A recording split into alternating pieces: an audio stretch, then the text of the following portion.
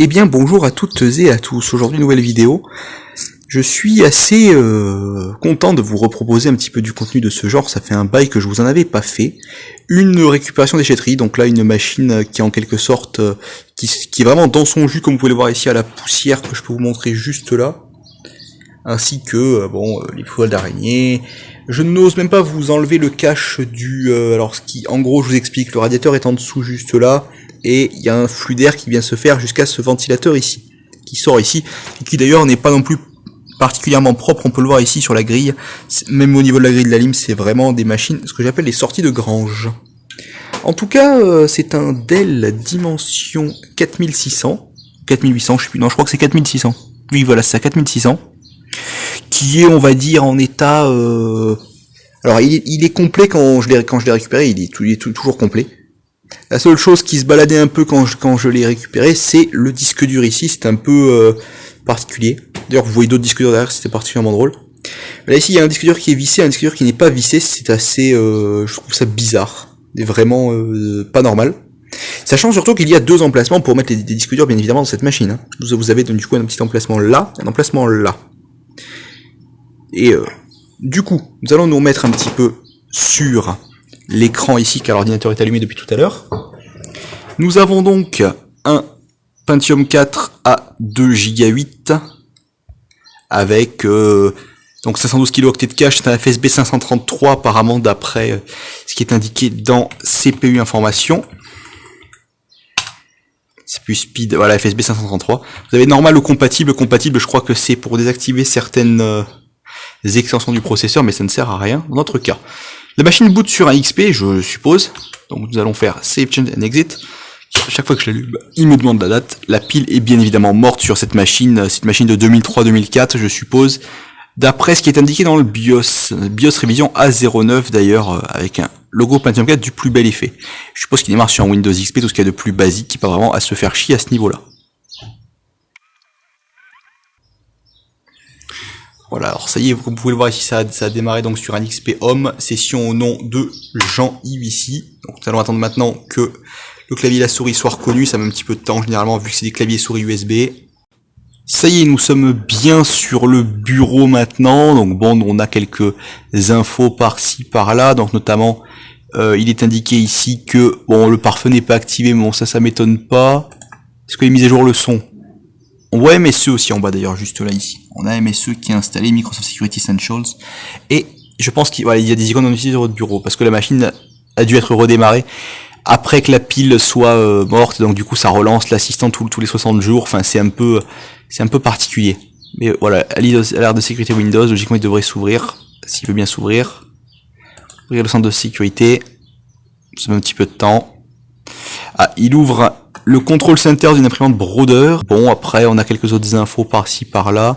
Centre de sécurité Windows. Voilà, donc le pare-feu désactivé, je sais pas pourquoi. On s'en fout. De toute façon, cette machine sera plus connectée à Internet. Les disques durs seront récupérés pour éviter que les données personnelles fuitent de cette personne, bien évidemment. Le programme ne répond pas, super, bon, d'accord. Le Run DLL 32 pour être plus précis. Et après, bien sûr, vous avez ici donc un thème Windows classique, ce qui est assez drôle d'ailleurs. Et voilà, vous avez donc quelques logiciels ici qui vous sont proposés, donc bon, c'est tout ce qui est de base. Formation Microsoft Interactive, ça signifie que c'est l'installation de base de Windows, logiquement. Loisirs, vous avez Real Player, outils système, bon, c'est la base après de sa connexion bureau à distance, c'est-à-dire qu'il a dû être mis à jour à un certain point quand même, au vu de l'icône. Paint, invité de commande, Arcsoft Connect, Arcsoft Panorama Maker, Media Impression et Panorama Maker 4. Arcsoft Vidéo Impression, donc c'est des logiciels qui sont généralement fournis avec des caméras un peu Eco Plus ou ce genre de choses là. Vous avez donc le pilote browser DCP-165C, une imprimante. D'ailleurs j'ai déjà dû l'avoir à la déchetterie, c'est juste que je n'ai pas réellement récupéré. La machine devait être j'allais dire vendue, non plutôt jetée avec. Créative, Qt PDF, ça c'est une imprimante PDF virtuelle, c'est plutôt sympa quand vous avez des documents et que vous voulez les convertir en PDF. Ça c'est le logiciel de chez Dell, le PaintShop Pro 8 et PaintShop Album 4. English Plus, ou English Plus qu'on préférait. Everest Poker, FinePix Viewer, Garmin Express je suppose. Ah non, c'est encore un logiciel d'avant. Basecamp, Map Install et Web Updater. Google Chrome ici, Google Earth, Hot Potato 6, je ne connais pas, je pense que ça va être des jeux ça aussi je suppose. On va voir si on peut le lancer, s'il ne nous demande pas un CD. M'étonnerait beaucoup, mais on ne sait jamais. Bon, ça a l'air d'être un truc à ne pas envoyer. J-Clo, J-Quiz, oui, ça a l'air d'être un jeu de... Je sais pas de quand ça date par contre. Et Release... Voilà, du coup, 6.3, Release 0, Build 5, il n'y a pas plus compliqué que ça dans l'histoire là. Donc on va appuyer sur OK ici, on va sortir de là, ça ne sert pas vraiment à grand chose. Mais vous avez également du coup le pack Office, je suppose que c'est, je sais pas si c'est 2000, ouais c'est 2000, c'est pas 2002. Bon, très bien. Vous pouvez enregistrer votre copie de Office 2000 Premium auprès de Microsoft, non merci. Propos de Microsoft Word. Voilà, donc vous avez une licence qui est accordée au propriétaire de la machine visiblement, Infosystem en peut-être d'avoir d'autres trucs. Le système profiler de Windows notamment qui est un peu plus complet que les autres, logiquement devrait y avoir peut-être accès s'il veut bien. L'ordinateur est un peu lent quand même je trouve. Si on va dans démarrer ici qu'on fait pas notre config, logiquement on va avoir accès au truc système mais la machine semble vraiment lente. Il y a vraiment un problème bon après mais m'étonne pas non plus, c'est pas un foot de guerre, hein, même à l'époque. Bon, quand même, un Pentium 4 de Giga 8, c'est quand même pas non plus ce qui se fait de pire. Hein. Voilà, c'est pas non plus bon, c'est pas horrible. Hein. Mais bon, voilà, il était vraiment limité au maximum, quoi, au niveau des ici de ce qui est proposé. Enfin, vraiment, quasiment tout était décoché. J'en ai coché un sans faire exprès. Mais voilà, il y a eu vraiment la machine a été limitée quoi. Donc du coup il y a deux disques, je vais vous montrer les deux disques après. Donc voilà, donc là du coup on a quelques autres infos, XP Home, donc un processeur qui est à 2 Go 793, le BIOS qui date du 20 février 2004, SM BIOS 2.3 c'est normal, 512 Go de RAM, mémoire physique disponible quasiment 116,87, 2 Go de mémoire virtuelle, 1,87 de mémoire virtuelle disponible, le fichier d'échange qui est au bon endroit. Bon après voilà, on vous parle aussi des paramètres internet, bon ça on s'en fout un peu. Résumé, j'espère qu'on va peut-être avoir une version d'IE. Ouais, c'est bien une version d'IE 8 en plus. C'est intéressant. On va voir de quand datent les définitions de MSE ici en bas, s'il veut bien s'afficher. Il y a 2827 jours. Quand est-ce que la machine a été 2013, tiens, 8/09/2013. Il n'a pas été allumé connecté internet depuis 2013. Bon, il y a eu une saloperie qui a été détectée visiblement en 2011 et depuis il n'y a rien eu d'autre. Voilà. Paramètres, donc je suppose que c'est une vieille version de. Oui, c'est ça. Bah, 2013 aussi. Le moteur 4.3, je crois qu'on a 4.18 il me semble aujourd'hui. Un peu comme le carnet de la Red Hat Enterprise Linux, n'est-ce pas? Mais du coup, on a fait le tour ici à cet endroit-là. Je peux vous montrer aussi. Ah tiens, on a Clippy du coup qui est là. Pour ceux qui ne savent pas ce qu'est Clippy, c'est ce petit ressort qui est la mascotte de Microsoft Office à l'époque. Je crois que depuis 95, Office 95, je crois, jusqu'à Office 2002 ou 2003, je crois. Je sais plus. Je crois qu'il était plus déjà dans 2003. Et voilà, vous voyez que la machine est quand même atrocement lente pour une machine de ce genre. C'est pas non plus pas terrible quoi. Il reste 2 Go sur les 76 Go qu'on a ici. Donc je suppose qu'il doit y avoir pas mal de... Ouais, le fichier d'échange est là. SVG peut-être, c'est peut-être celui-là qui est peut-être lourd. Mais je pense que c'est les sauvegardes qui ont été faites en gros avant que la machine soit jetée ou mise dans un coin. Voilà, 4 Go 61 rien que là. Ça a dû être trié correctement quoi. Voilà, il y a encore... voilà. Il y a du giga, il y a du giga de photos pour être honnête avec vous. Hein. Je pense que même le disque dur a été mis là sans peut-être parce qu'il a été rajouté après en fait finalement. Il a peut-être été branché dans une autre machine. Mais bon voilà, comme vous pouvez le voir, peut-être même l'entendre. L'entendre je ne pense pas, mais le voir au moins. Ça prend du galon très très rapidement niveau espace. Jusqu'ici on est déjà à 40 Go, ça chiffre vite. Voilà, 68 Go. Voilà, comme ça on est honnête. Du coup, disque C, est-ce qu'on a quelque chose de particulier? Oh oui, il y a du monde là aussi. Il y a du monde. Bon, donc du coup on a donné, bon ça c'est le truc qui est séparé. Sauvegarde.bat, il a fait un petit bat. Voilà, donc il copie les données d'un sens à ces données sauvegarde.log. Voilà, très bien. Voilà, donc du coup le sauvegarde.log, je pense que ça correspond à tous les fichiers qui ont été copiés bien sûr. Et dire qu'il y en a pas mal. Canyoning, petits enfants, enfin bon, il y a plein de trucs qui sont proposés ici. Chine, bon, il y a eu des voyages, bon après on va pas vraiment... L'intérêt c'est pas d'aller voir les photos, l'intérêt c'est juste de sensibiliser les gens à comment est-ce que il faut pas laisser des machines comme ça dans la nature, bien évidemment. Untitled.bmp, je suppose, voilà. Pour ça, je vais vous montrer, il n'y a pas vraiment de risque. Install.log. Il y a une petite mise à jour visiblement à un moment donné. Ah donc c'est peut-être l'install d'origine ça. 2004, oui. C'est ça. En tout cas la machine a dû connaître internet. Est-ce qu'il y a eu dans le panneau de conf ici,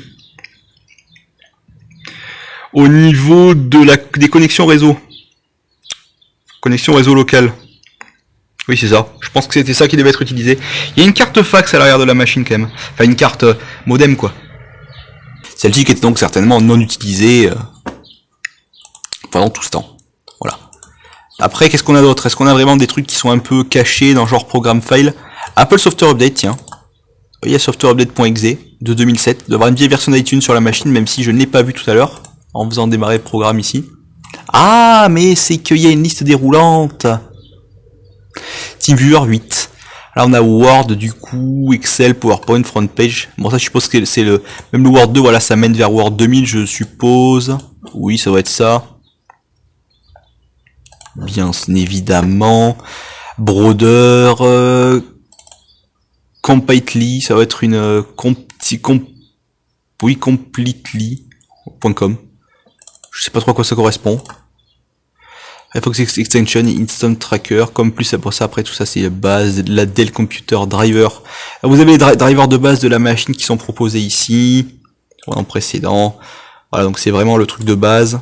Dell Computer, Dell Picture Studio, DIFX. J'ai jamais su à quoi ça correspondait ça, je crois que c'est des trucs de driver. On a vu DP install. Fichier commun, bon ça après ça vous connaissez je suppose. Garmin, voilà, donc là on a le logiciel qui permet d'installer les maps. D'ailleurs il doit en avoir une ici je suppose. Global Application Base Map version combien? Version 2, très bien. Product 1. Là du coup vous avez les fichiers je suppose. USB driver, bon web updater, blablabla. Google, il y avait Google Chrome sur cette machine, visiblement. De ce qu'on a vu sur le bureau tout à l'heure. Hewlett Packard, HPZ Glue, bon il n'y a pas grand chose. HP DECjet 3820 série, peut-être une vieille imprimante installée sur la machine. J-Disk Report, je ne sais pas ce que c'est que ça. C'est peut-être un... comment ça s'appelle?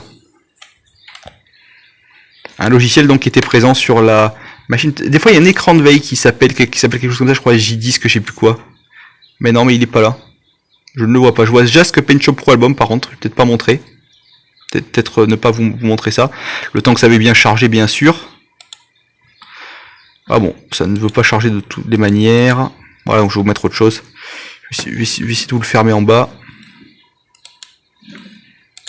Je voudrais bien fermer ceci. Voilà. J-Disk Report, blablabla. C'est un point ICO, donc c'est pas intéressant. Ça va être un point jar en fait. Ah, qui en gros indique, je suppose, l'état des disques durs sur la machine. Ça a l'air d'être un point jar, il a l'air d'avoir Java installé sur la machine aussi. Sinon après vous n'avez pas grand chose de plus. Kaspersky, il y a un Kaspersky Antivirus 2011 qui était installé sur la machine. Avec le vieux logo. Ouais voilà, J-Disk Diffrag, voilà, c'est ce truc là ici. Vous pouvez scanner des disques durs avec la machine, vous avez une petite animation à la con ici. Ça, ce truc à la con, bon. Voilà, c'est bien de le savoir. Masta, vide. Mais on voit que la machine a connu pas mal d'applications. Microsoft Search Enhancement Pack Choice Guard. Je pense que ça n'a aucun rapport, mais bon. Front page, bon du coup version 3.0, mais bon, ouais, c'est le Front Page Express 98 je suppose. Cet ordinateur est doté d'une version plus récente des extensions serveurs. Configurer ces extensions, j'utilise l'administrateur des extensions serveurs au gestionnaire de services internet. Microsoft Office donc, Office 14 aussi, il y a eu PowerPoint Viewer qui a été préinstallé sur la machine. Microsoft Security Client. Peut-être un ancêtre de MSE donc. Silverlight, Microsoft Works. That Works, combien ça, 8? Ah, Works n'a jamais été ouvert. 2002, putain, c'est vraiment une vieille version ça. Description plus tard, on va voir aussi Works sur le bureau, très bien. De quand il date? À propos. C'est Works 7, c'est même pas le 8, c'est le 7. Je ne connais pas cette version là. On va mettre non ici. Très bien. Vous voyez qu'il y a VLC aussi qui a été installé.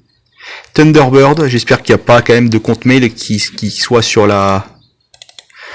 Peut-être que oui, mais ça m'étonnerait... Oui, 2013, il a dû servir jusqu'au bout pour les mails, très certainement. Ce qui me paraît encore un petit peu une fois... Mais bon, si jamais il y a des mails, vous verrez le clavier, oui, il y a des mails. Donc voilà, comme ça vous le savez. Je vous planque tout ceci quand même. Je vous montre juste peut-être... Non, même pas, je vais peut-être pas vous montrer Thunderbird 17, c'est inutile de vous montrer ça. Mais bon, voilà. Super.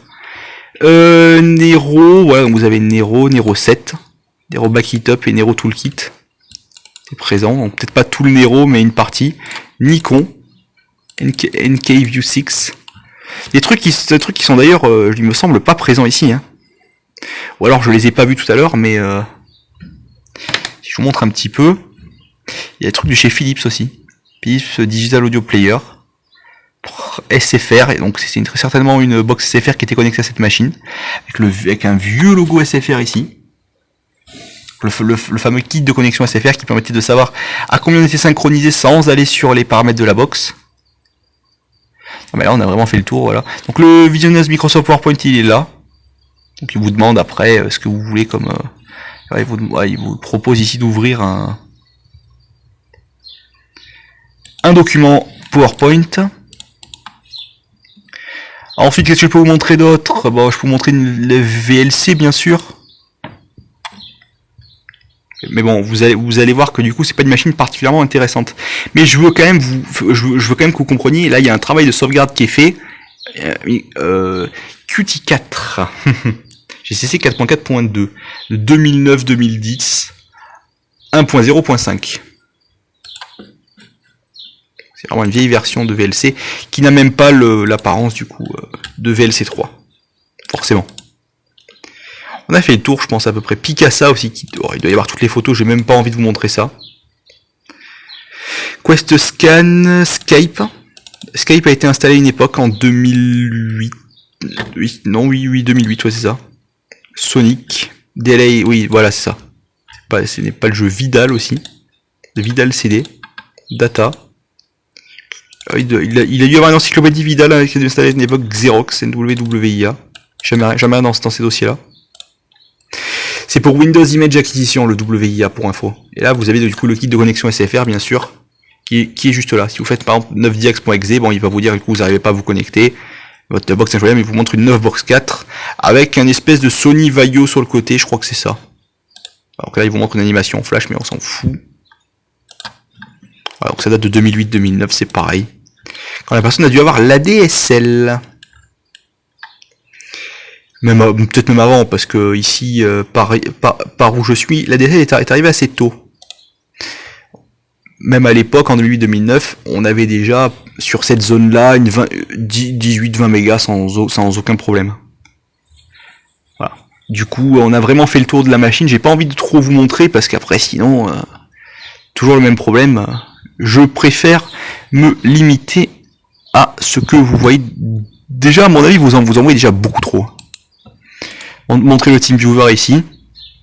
Oh, c'est une vieille version de TeamViewer. Aide. TeamViewer à propos de 8.0 2013. Voilà.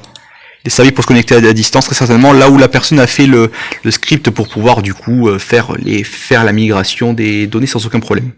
Sur ce, je vous dis salut à tous et à la prochaine. N'hésitez pas à me dire ce que vous pensez de cette vidéo en commentaire. Ce dossier banque là d'ailleurs il me pose un peu question ici. Qui vient s'ouvrir. Ah oui d'accord, c'est de raccourci vers des banques, tout ce qu'il y a de plus con que ça. Je vous dis à la prochaine messieurs dames. N'hésitez pas à me dire ce que vous pensez de cette vidéo en commentaire. On va peut-être faire un petit tour de la corbeille aussi. Avant de se quitter. Oui bon d'accord, il y a eu juste des raccourcis, des photos qui ont été supprimées et triées. Au revoir messieurs dames.